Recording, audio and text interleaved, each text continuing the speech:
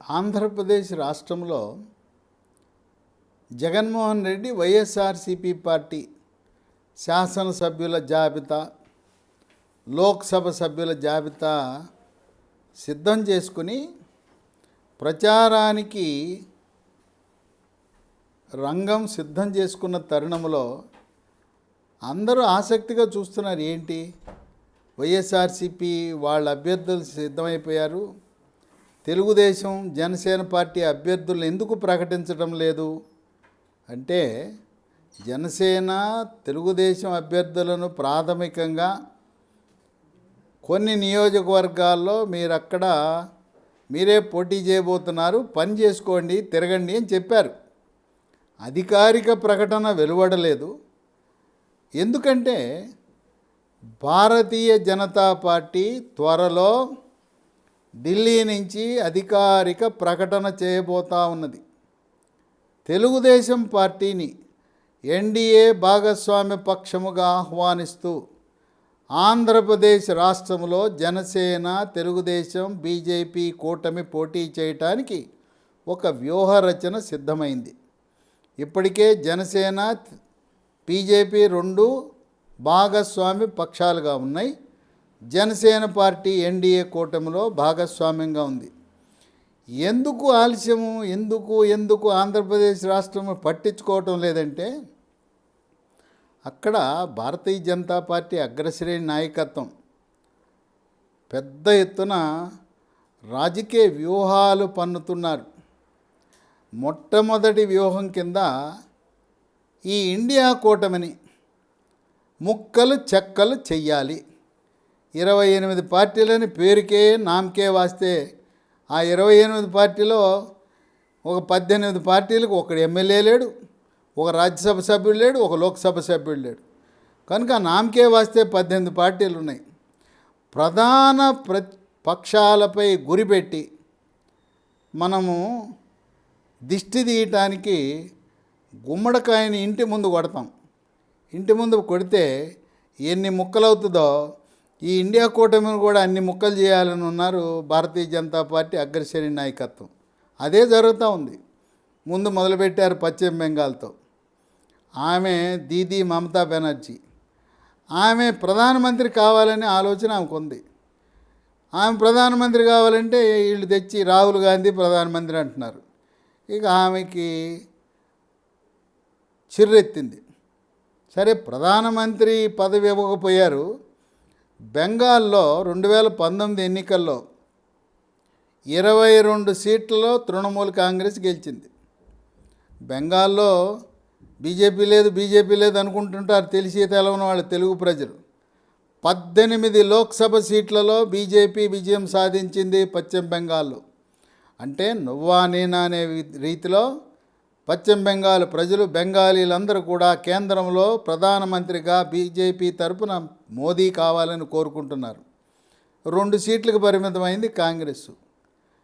మమతా బెనర్జీ, నీకు 2 గెలిచావు, 2 ఇస్తాను పో, మిగతా 40 నేనే పోటీ చేస్తాను, కమ్యూనిస్టులకి అసలు ఓటు కూడా ఇవ్వనంది.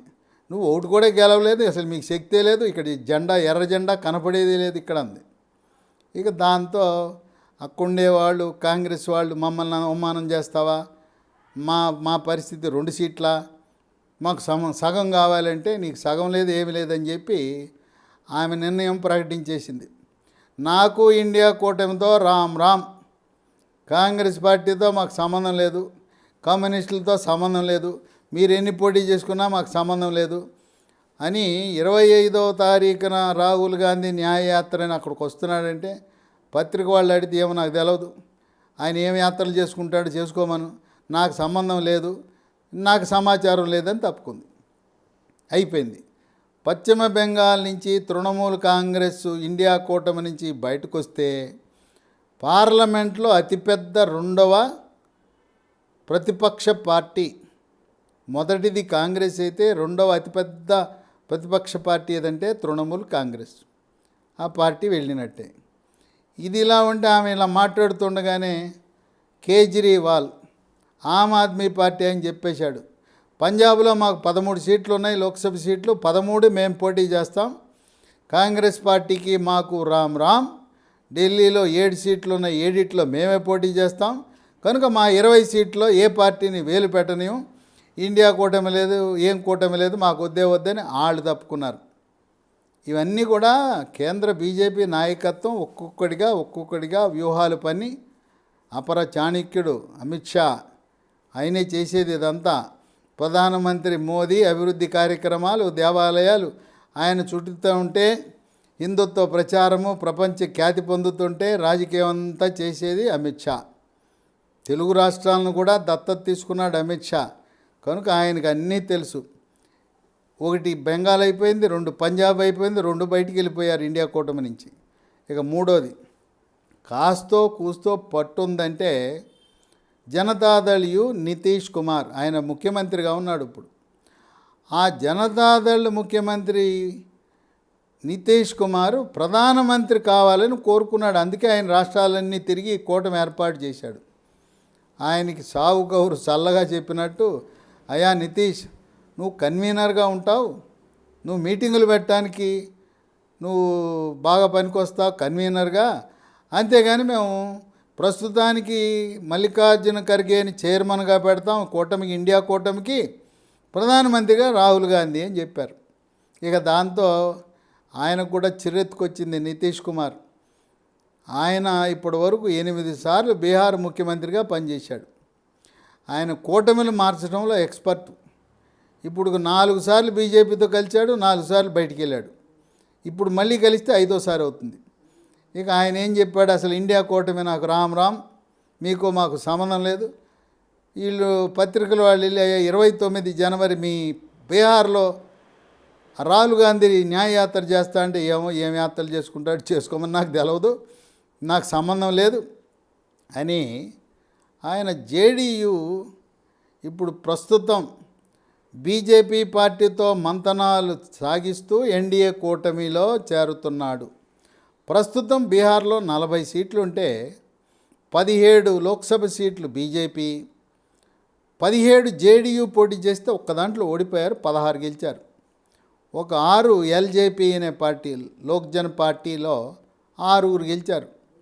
అంటే 40 సీట్లను కైవసం చేసుకోవాలనే వ్యూహంతో జనతాదళ్ ముఖ్యమంత్రి నితీష్ కుమార్ని బీజేపీ ఆహ్వానించింది. ఇప్పుడు నితీష్ కుమార్ ముఖ్యమంత్రి పదవికి రాజీనామా చేసి బీజేపీ సహకారంతో 2 వ్యూహాలు ఉన్నాయి. ఒకటి, బీజేపీ మద్దతుతో మళ్ళీ ముఖ్యమంత్రిగా పదవిలో కూర్చుని శాసనసభను రద్దు చేయటం. ఇంకో సంవత్సరం ఉంది శాసనసభ పదవీ కాలం, ఫిబ్రవరి 25 వరకు ఉంది. ఇప్పుడే సభను రద్దు చేసి ఈ పార్లమెంట్ ఎన్నికలతో పాటు శాసనసభ ఎన్నికలు కూడా జరుపుదామని ఉంది. కేంద్ర ప్రభుత్వం కూడా దానికి అనుకూలంగా ఉంది. ఎందుకంటే ఎన్నికలన్నీ శాసనసభ లోక్సభ ఒకేసారి జరపాలనే సంకల్పంతో ఉన్న కేంద్ర ప్రభుత్వం ఇప్పుడే బీహార్ శాసనసభ లోక్సభ ఎన్నికలు కూడా జరిగితే బాగుంటుంది అనే వ్యూహంతో బీహార్ అసెంబ్లీ రద్దు చేసి నితీష్ కుమార్ని, ఇప్పుడు ప్రస్తుతం ముఖ్యమంత్రిగా ఉన్నాడు, ఆయన గౌరవించడానికి కేంద్ర క్యాబినెట్లో తీసుకుందామనే ఆలోచనలో ఉన్నారు. ఆ విధంగా బీహార్ అయిపోయింది. 3 రాష్ట్రాల్లో సమూలంగా కాంగ్రెస్ పార్టీకి అడ్రస్ లేకుండా చేసి, ఏదైతే ప్రధానమంత్రి మోదీ కాంగ్రెస్ రహిత భారతం అనే నినాదం, కాంగ్రెస్ పార్టీ ఉండకూడదు, బీజేపీ 400 సీట్లు గెలవాలనే సంకల్పం నిజమవటానికి అయిపోయింది. అక్కడ బెంగాల్ అయిపోయింది, పంజాబ్ అయిపోయింది, బీహార్ అయిపోయింది. ఇప్పుడు ఆంధ్రప్రదేశ్పై దృష్టి సారిస్తారు. ఆంధ్రప్రదేశ్లో బీజేపీ ఒంటరిగా పోటీ చేస్తే ఒక్క ఎమ్మెల్యే, ఒక్క ఎంపీ కూడా గెలవదు, 0. కానీ తెలుగుదేశం జనసేనతో పోటీ చేస్తే వీళ్ళు సీట్లు గెలుస్తారు. మనం తమలపాకు మొక్క ఉంటుంది కదా, తమలపాకు ఎప్పుడు కూడా అవిసి చెట్టు పక్కన పెడితే అవిసి చెట్టు చుట్టూ చుట్టుకుని నాణ్యమైన తమలపాకులు వస్తాయి. తమలపాకులు నేల మీద పాకితే మనం తినడానికి పనికిరావు, మట్టే ఉంటుంది.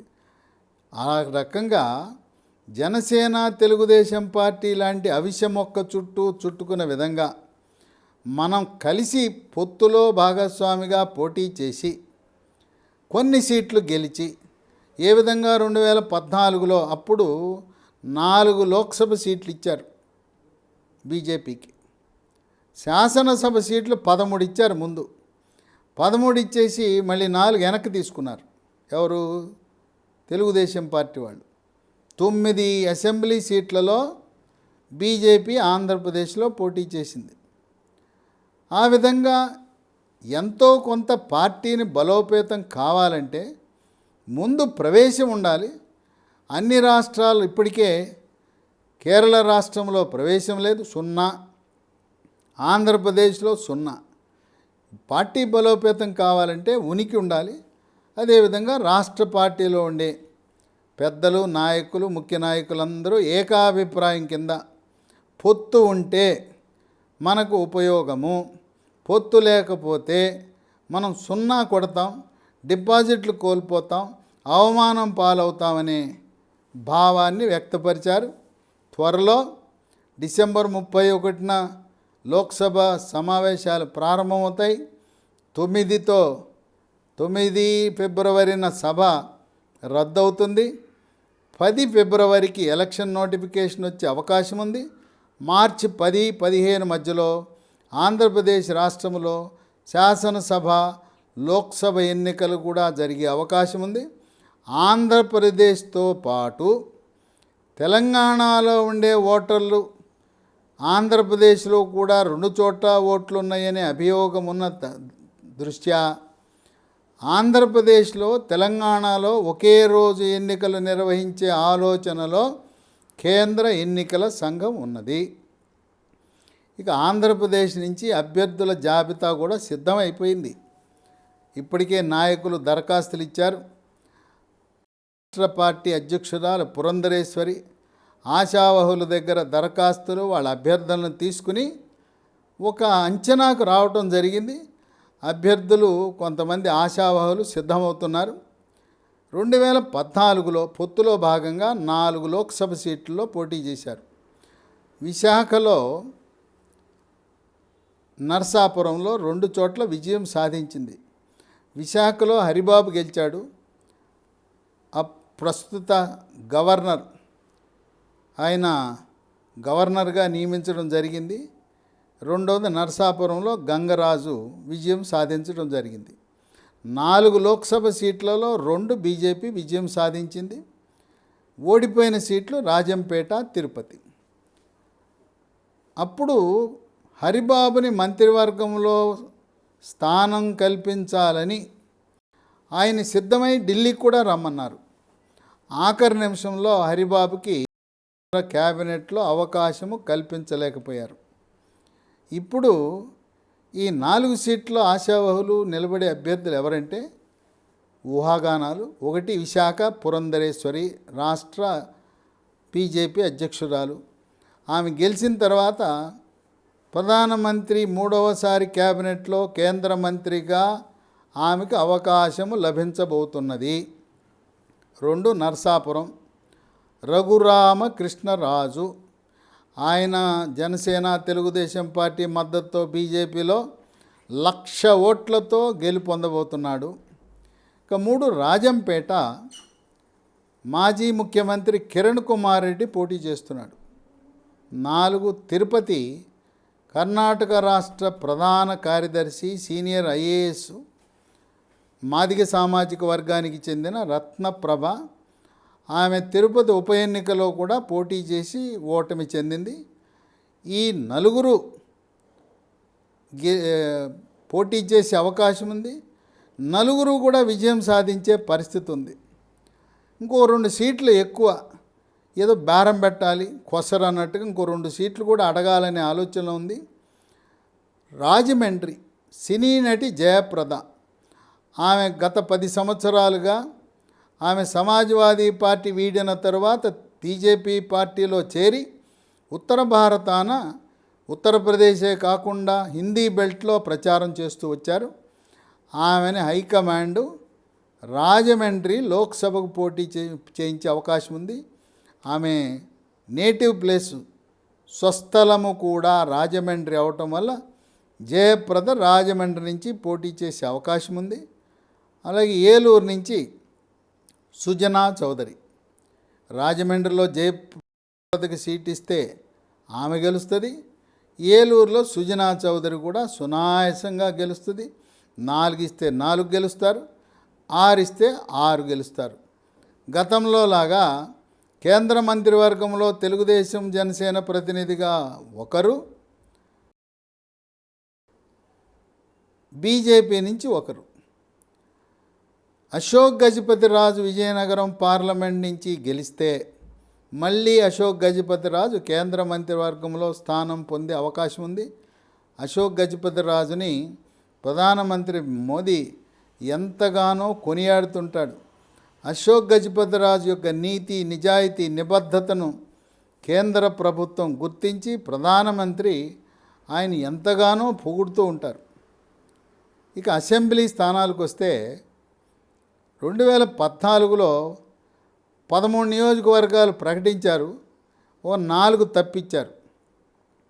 తప్పించిన నియోజకవర్గాలు, ఉపసంహరించిన నియోజకవర్గాలు ఏదంటే ఇచ్చాపురం, ఒడిసి బాలకృష్ణ పోటీ చేయమన్నారు, తర్వాత తప్పుకో అన్నారు. ఇక 2 నెల్లూరు సిటీలో సురేష్ రెడ్డిని పోటీ చేయన్నారు, తప్పుకో అన్నారు. ఇక 3 సంతనూతలపాడు, దారా సాంబయ్య ఎక్సైజ్ శాఖలో అదనపు కమిషనర్గా రిటైర్ అయ్యి కాంగ్రెస్ ఎమ్మెల్యేగా పోటీ చేసిన అనుభవం కూడా ఉంది. ఆయన కూడా తప్పుకో అన్నారు. సీట్ ఇచ్చారు, తప్పుకోమన్నారు. కొంతమంది నామినేషన్లు కూడా వేశారు. ఉపసంహరణ అయిన తర్వాత కూడా కొంతమంది తప్పుకోమన్నారు. 4 కడపలో హరినాథ్ రెడ్డికి సీట్ ఇచ్చి ఆయన కూడా తప్పుకోమన్నారు.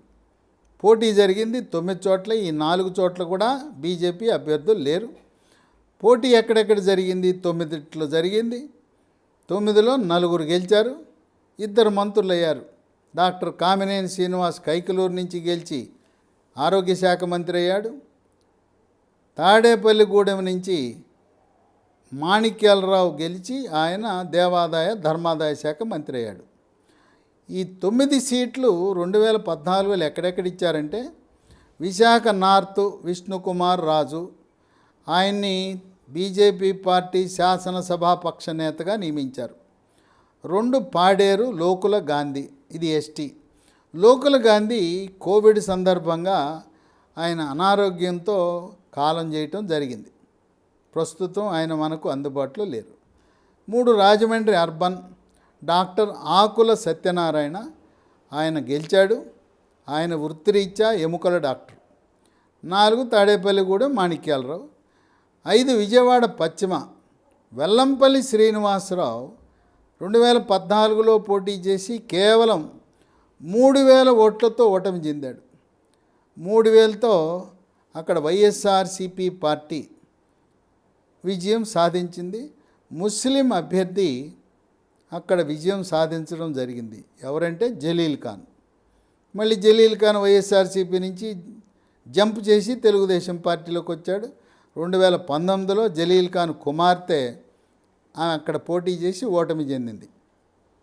2014లో ఓటమి చెందిన వెల్లంపల్లి శ్రీనివాస్ 16లో బీజేపీ నుంచి వైఎస్ఆర్సీపీలో చేరి 19లో గెలిచి, అప్పుడు గెలిచిన తర్వాత దేవాదాయ శాఖ మంత్రిగా ఆయన 2 ఏళ్ళు బాధ్యతలు నిర్వహించాడు. ఇక కైకలూరు కామినేని శ్రీనివాస్ ఇప్పుడు మళ్ళీ ఆయన రంగం సిద్ధం చేసుకున్నాడు బీజేపీ తరఫున పోటీ చేయడానికి. 7 నరసరావుపేటలో అప్పుడు నల్లబోతు వెంకట్రావు పోటీ చేశాడు. 8 మదనపల్లి, చల్లపల్లి నరసింహారెడ్డి. 9 కోడుమూరు, మాదారపు రేణుకమ్మ. ఈ 9 మంది ప్రస్తుత అభ్యర్థులు కాదు. నేను 2014లో పోటీ చేసిన అభ్యర్థుల గురించి చెప్పాను. ఇక ఇప్పుడు ఆశావహులు. ఇప్పుడు ఏంటంటే బలమున్న నాయకులు ఉన్న చోట సీట్లు అడగబోతా ఉన్నారు. అప్పుడు ఇచ్చిన 9 కానీ అప్పుడు ఇచ్చిన 13 పట్టించుకోకుండా ఎక్కడెక్కడ బలమైన నాయకులు గెలుపు అవకాశాలు ఉన్నాయో ఇప్పుడు 9 నియోజకవర్గాలని అడగాలనుకుంటున్నారు. ఒకటి ఇప్పుడు పోటీలో అడగాలనుకునే సీట్లు జనసేన, తెలుగుదేశం పార్టీ, బీజేపీకి ఇవ్వవలసిన సీట్లు విశాఖ నార్త్లో విష్ణుకుమార్ రాజు ఓసారి గెలిచాడు, మళ్ళీ 2019లో ఓడిపోయాడు, ఇప్పుడు రంగం సిద్ధం చేసుకున్నాడు. విశాఖ సౌత్ నుంచి మాజీ ఎమ్మెల్సీ పివిఎన్ మాధవ్, ఆయన బీసీ సామాజిక వర్గం. ఇక 3 కైకలూరు కామినేని శ్రీనివాస్ కమ్మ సామాజిక వర్గం. 4 నరసరావుపేటలో ఈసారి తులసి సీట్స్ అధినేత రామచంద్ర ప్రభు, ఆయన కాపు సామాజిక వర్గం. ఆయన గతంలో పీఆర్పీ పార్టీ తరపున పోటీ చేశాడు, ఆయన్ని పరిశీలిస్తున్నారు. ఇక 5 జమ్మలమడుగు మాజీ మంత్రి ఆదినారాయణ రెడ్డి, ఈయన కూడా గెలుస్తాడు. ఈసారి గెలిస్తే గతంలో లాగా బీజేపీ పార్టీ తరపున ఒక కేంద్ర మంత్రి, ఆమె పురంధరేశ్వరి, 2 రాష్ట్ర క్యాబినెట్లో బీజేపీ తరపున 2 మంత్రులు ఉంటారు. ఒక మంత్రిగా డాక్టర్ కామినేని శ్రీనివాస్, మళ్ళీ ఆయన్ని చంద్రబాబు నాయుడు వైద్య ఆరోగ్య శాఖే కేటాయిస్తాడు, ఎందుకంటే ఈయన డాక్టరు, చాలా బాగా పనిచేశాడు. మళ్ళీ శ్రీనివాసునే వైద్య ఆరోగ్య శాఖ కేటాయించి ఆ శాఖకి ఇచ్చే అవకాశాలు ఉన్నాయి.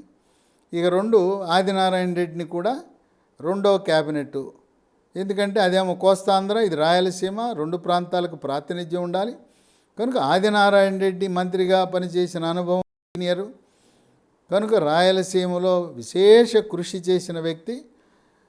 క్యాబినెట్లో బీజేపీ తరపున చంద్రబాబు నాయుడు క్యాబినెట్లో కామినేని శ్రీనివాస్ డాక్టరు, ఆదినారాయణ రెడ్డి 2 స్థానం పొందే అవకాశం ఉంది.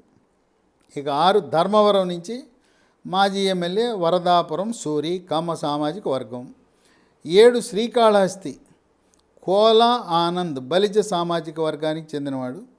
8 సత్యవేడు డాక్టర్ శ్రీహరి, ఈయన చాలా ప్రముఖ డాక్టరు, జాతీయ ఇండియన్ మెడికల్ అసోసియేషన్ జాతీయ వైద్య సంఘాల ఉపాధ్యక్షుడిగా పనిచేశాడు. రాష్ట్ర అధ్యక్షుడిగా చేసిన తర్వాత జాతీయ ఉపాధ్యక్షుడిగా చేసి మాల సామాజిక వర్గానికి చెందినవాడు. ఆయన సత్యవేడులో పోటీ చేయాలనే ఆలోచన ఉన్నాడు. 9 ఆలూరు, ఇక్కడ డాక్టర్ పార్థసారథి అని బోయ సామాజిక వర్గం. పార్థ డెంటల్ అండ్ క్లినిక్స్ అని దేశవ్యాప్తంగా 200 చోట్ల పార్థ డెంటల్ హాస్పిటల్స్, క్లినిక్స్ ఉన్నాయి. ఆయన ఆలూరు నియోజకవర్గంలో ప్రస్తుతం గుమ్మనూరు జయరాం, ఆయన కూడా బోయ సామాజిక వర్గం. ఆలూరులో బోయ సామాజిక వర్గం వాళ్ళు గెలవటం చాలా సునాయాసం. ఆ విధంగా మళ్ళీ బీజేపీ 4 లోక్సభ సీట్లు అయ్యే పాత సీట్లే. ఈ అసెంబ్లీలు మాత్రం కొన్ని మారతాయి. కనీసం 9కి తగ్గకుండా బేరం పెడతారు.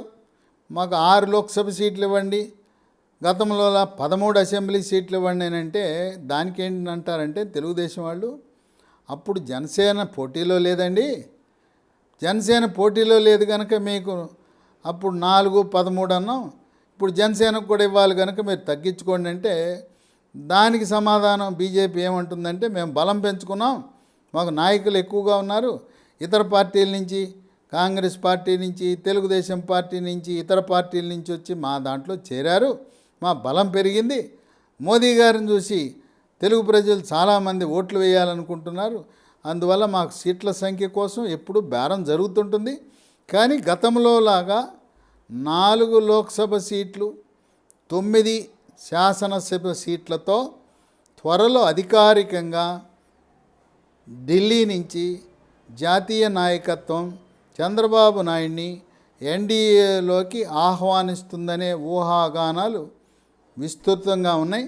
ఒక్కొక్క రాష్ట్రాన్ని రాజకీయ పరిణామాలను వ్యూహరచన చేస్తూ భారతీయ జనతా పార్టీ ప్రధానమంత్రిగా 3వసారి మోడీ ఆయన గద్దెని అలంకరించడం అనేది తథ్యం. కాకపోతే లక్ష్యం 400 లోక్సభ సీట్లు దాటాలి.